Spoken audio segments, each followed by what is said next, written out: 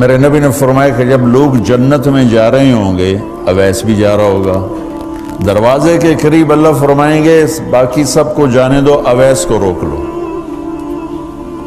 تو وہ اویس پریشان ہو جائیں گے کہ بوئے تے آتے کیوں رکاوٹ بن گئی، دروازے پہ آگے کیا رکاوٹ ہو گئی؟ تو وہ کہیں گے یا اللہ آپ نے مجھے کیوں روکا ہے؟ تو اللہ تعالیٰ فرمائیں گے پیچھے دیکھو، پیچھے دیکھیں گے تو جہنم کے لوگ کھڑے ہوں گے، مجرم۔ کہیں گے اویس تو نے مجھے خوش کیا ماں کی خدمت کر۔ کیا کہا؟ ماں کی خدمت کر کے۔ جو بیچاری مائیں ذلیل ہو رہی ہیں، یہاں زیادہ ہوتی ہیں، پاکستان میں کم ہوتی، پر ہوتی وہاں بھی ہیں۔ اسی سفر میں کتنی ماؤں کے اتنے پرچے آئے کہ میرا بیٹا شراب پیتا اور پھر مجھے گالیاں نکالتا۔ بھر گئے میری جیبیں پرچوں سے، کیونکہ مستورات بھی بیان میں آتی تھی، تو ہر بیان میں کوئی نہ کوئی پرچہ آیا کہ میرا بچہ مجھے گالیاں نکالتا ہے، شراب پیتا ہے، زنا کرتا ہے، پھر مجھے گالیاں نکالتا ہے۔ تو یہاں زیادہ ذلیل ہیں، ہمارے ہاں بھی کوئی کم ذلیل نہیں ہے۔ کوئی قسمت والی ماں ہے جس کو فرما بردار اولاد ملتی ہے، تو اللہ فرمائیں گے اویس تو نے مجھے بہت خوش کیا ماں کی خدمت۔ دیکھیے جہنم کے لوگ کھڑے ہیں، تو انگلی کا اشارہ کرتا جا، اللہ جدھر جدھر تیری انگلی کا اشارہ ہوگا ادھر ادھر لوگوں کو جہنم سے نکال کے جنت میں ڈال دو۔ آج میں تیری توفیل لاکھوں آدمیوں کو جنت میں پہنچاؤں گا۔ عدد ربیہ و مدر، لاکھوں کا لفظ نہیں آتا، ربیہ و مدر عرب کے دو قبیلے اپنی تعداد میں سب سے زیادہ تھے۔ تو اللہ تعالیٰ کہیں گے اویس آج تیری توفیل جتنا ربیہ اور مدر دو بڑے قبیلوں کے لوگ ہیں، اتنے مجرم آج تیری توفیل جنت میں ڈال دوں گا۔ سبحان اللہ اکبر۔ جب میرے رب نے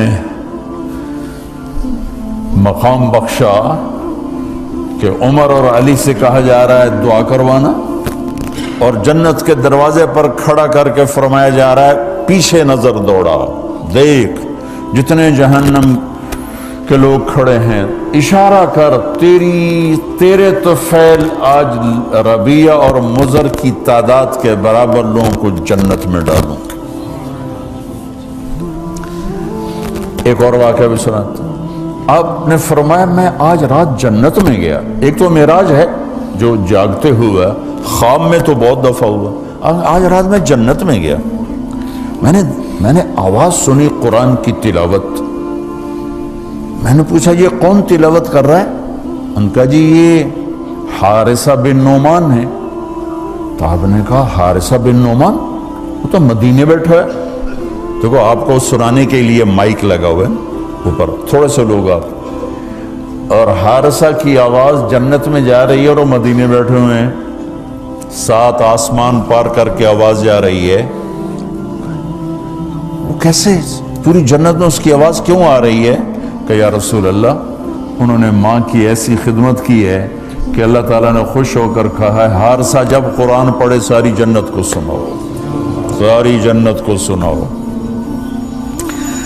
اچھا کیسی خدمت کرتے تھے؟ ماں کی کیسی خدمت کرتے تھے؟ ان کے کپڑے بیوی سے نہیں دھلاتے تھے، خود دھوتے تھے۔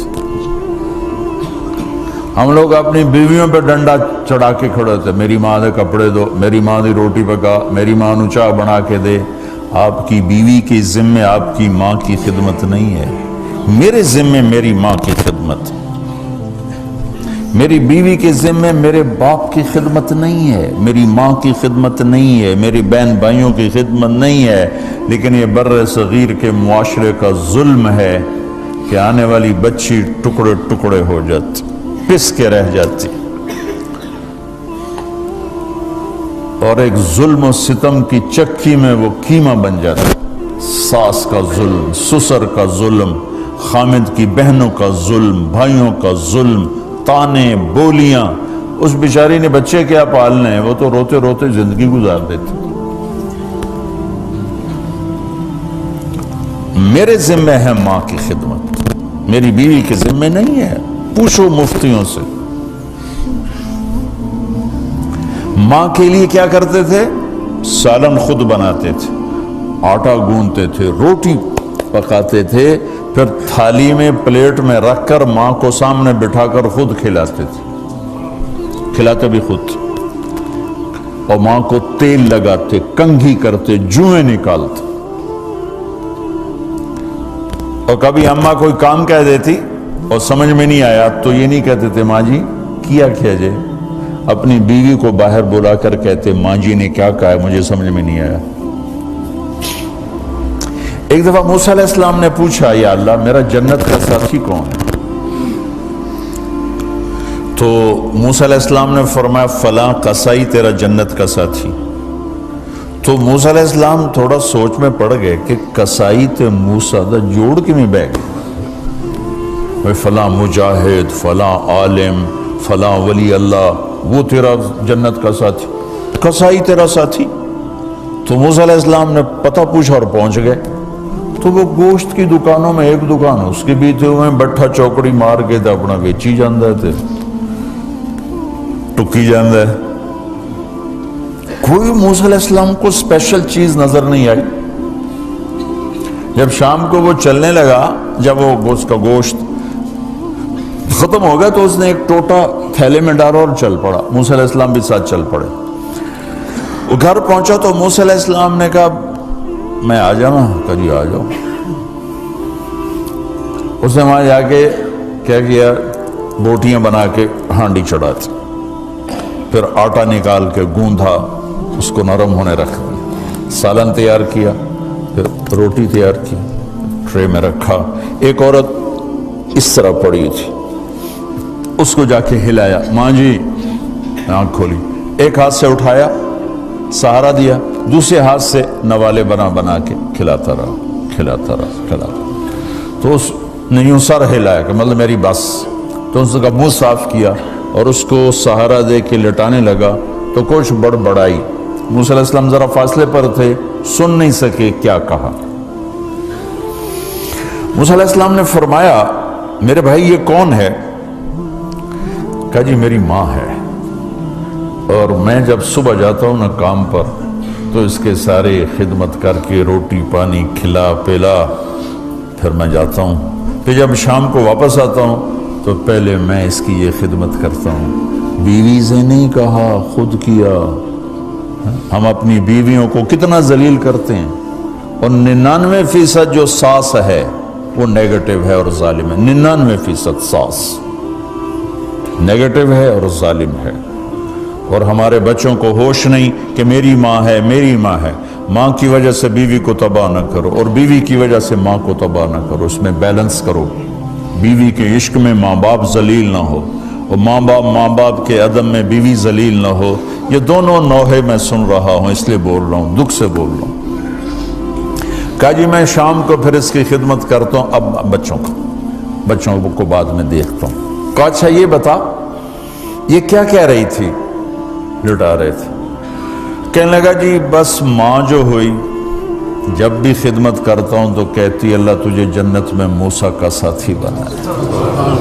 میں تو جی کمی کسائی تے موسیٰ کلیم، میرا دا کی جوڑ ہے۔ میں کہا پترا تیرا جوڑ بنا چھڑے تیری ماں۔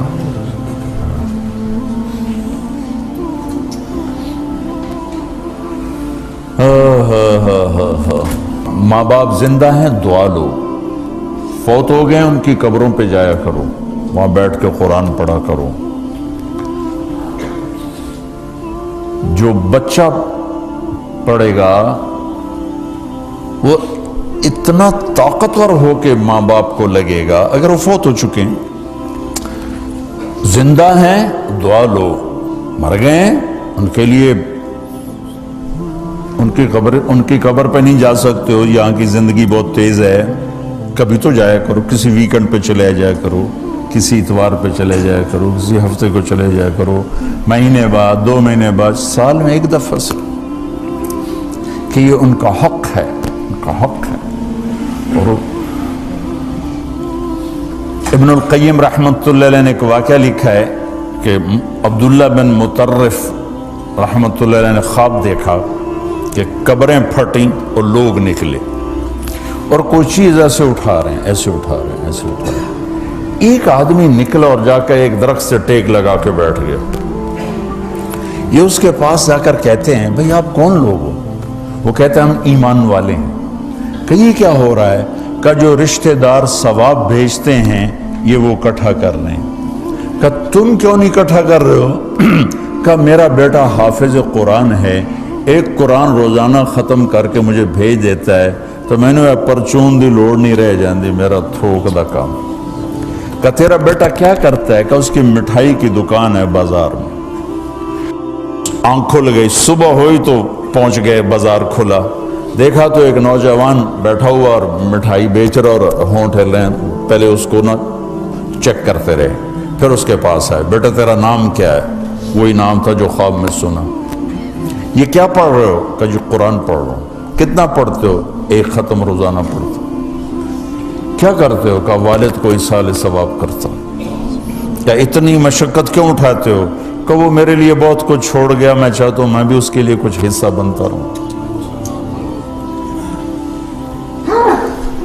تو یہ والدین کے حقوق میں سے ہے کہ اگر وہ چلے گئے ہیں ان کے لیے ایصال ثواب کرو۔